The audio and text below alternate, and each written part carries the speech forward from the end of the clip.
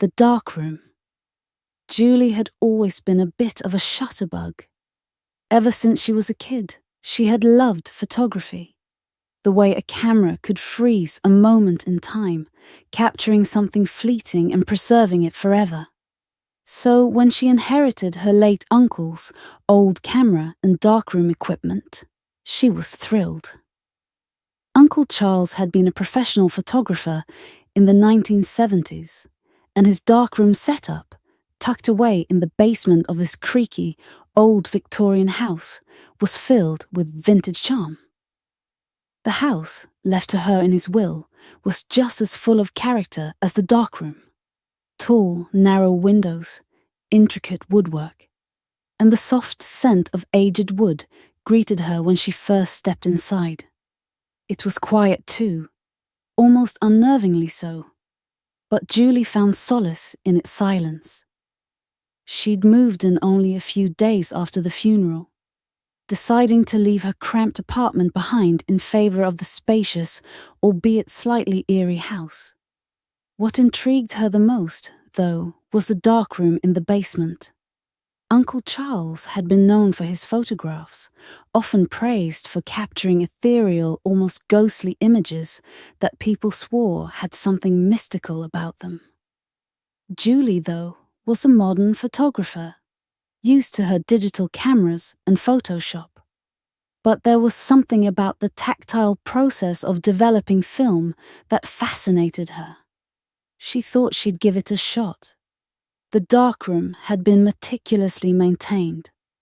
Black curtains lined the walls, keeping any stray light out.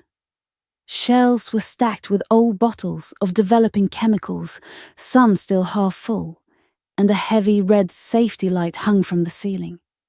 The small, dimly lit space had an odd, almost oppressive atmosphere, but Julie attributed it to the unfamiliarity of working in such an old-fashioned way. It was on her third night in the house that she decided to try developing some film. She'd taken a roll of black and white shots earlier that day, mostly of the house and the surrounding woods, and wanted to see how they turned out. She descended the stairs to the basement, the wooden steps creaking beneath her feet. The air grew cooler as she reached the bottom, a faint, musty smell greeting her as she stepped into the darkroom. Julie flicked on the red light, bathing the room in a dull, crimson glow. She started the process, carefully following the steps outlined in an old manual she'd found in the room. As the film began to develop, something about the photos caught her eye. The first few images were as expected. Shots of the house, the trees, and the garden. But then, in the last few photos, something strange appeared. In the background of one shot, taken near the front door of the house, there was a figure, barely visible, a blur of darkness standing just outside the frame. Julie frowned and leaned in closer, squinting in the dim red light. She didn't remember seeing anyone when she took the photo. It was probably just a trick of the light, she told herself. An issue with the film, maybe. She shook off the unease creeping up her spine and continued the process. But as the next photo came into focus, her heart skipped a beat. The figure was there again, closer this time. A tall, shadowy shape, indistinct but unmistakable, standing in the hallway near the door. Its face, or what should have been a face, was nothing but a blur of darkness. Julie's fingers trembled as she examined the photo. The sense of unease grew stronger, a cold knot forming in her stomach. She quickly finished developing the last of the photos, hoping to find something more normal, something that would explain what she was seeing. The next photo sent a chill down her spine. The shadowy figure was in the room with her. It stood in the corner of the living room, half hidden by the old grandfather clock, its shape more defined now. It was tall, unnaturally tall, with long spindly limbs that seemed to stretch impossibly. and though its face was still a blur, there was something about the way it stood, as if it was watching her through the camera lens. Julie's breath caught in her throat. She had been alone when she took these photos. She was sure of it. She carefully set the photos down and turned towards the door, her heart hammering in her chest. The basement felt colder than before, the silence heavier. Her eyes darted around the dark room, searching the shadows for any movement. Nothing. The room was empty. But that oppressive feeling, that sense of being watched, clung to her like a thick fog. She needed to get out of there. Julie hurried up the stairs, her footsteps echoing in the empty house. She locked the basement door behind her and stood in the hallway, trying to calm the frantic beating of her heart. It's just your imagination, she told herself. Just a coincidence. She tried to push the incident out of her mind, but the photos lingered in her thoughts.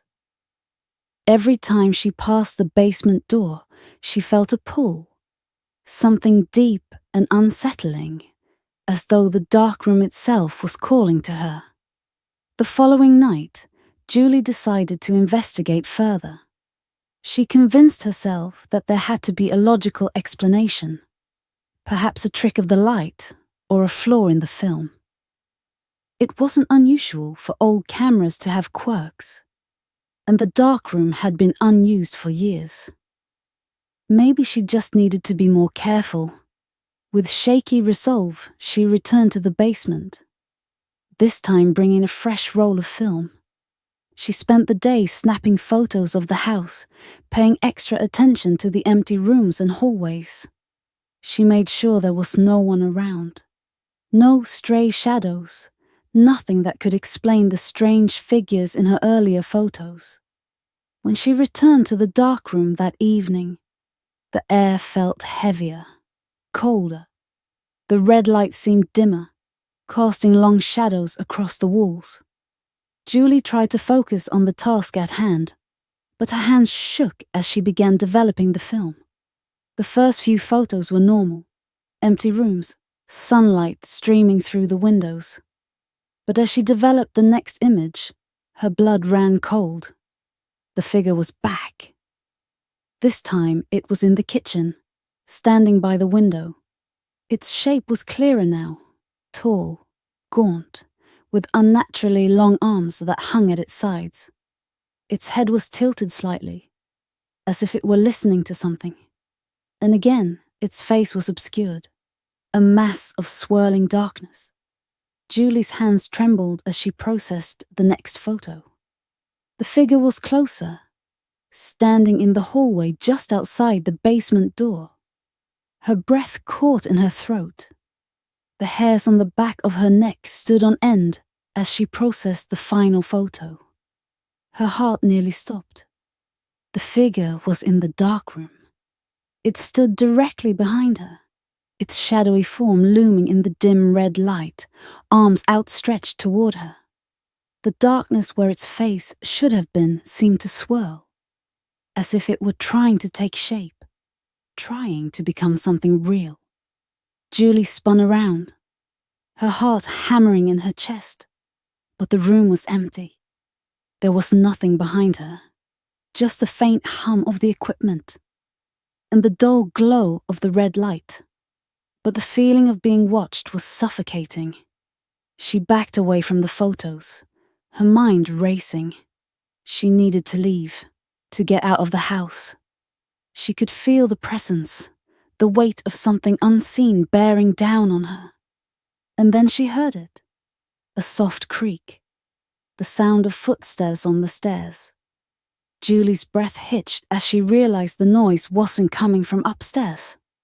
It was coming from below, from the basement door behind her. Slowly, the door began to open, inch by inch, creaking on its old hinges.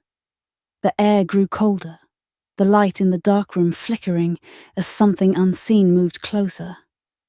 Julie turned, her blood running cold, and saw the dark shape standing at the foot of the stairs. its form impossibly tall, its shadow stretching across the walls. It was coming for her. With a scream, Julie bolted up the stairs, her feet barely touching the steps as she raced toward the front door. She flung it open, not daring to look back, and sprinted into the night, the cold air biting at her skin. As she ran, she could feel the weight of its gaze, the presence of the thing from the dark room chasing her, following her, always just out of sight.